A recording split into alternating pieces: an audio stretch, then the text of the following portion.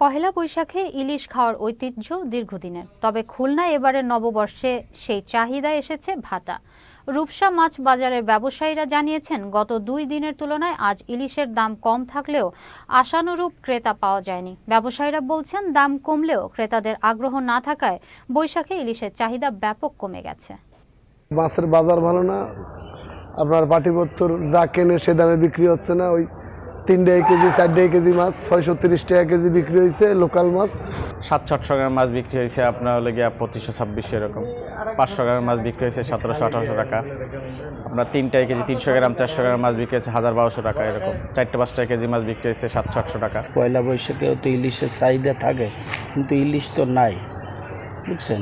ইলিশ কোথাও তো ধরতেছে না, আর এমনি তো ঝাটকার সময়, তো এই জন্য সরকার থেকে নিষিদ্ধ করছে ধরা, ঝাটকা ধরাও বন্ধ।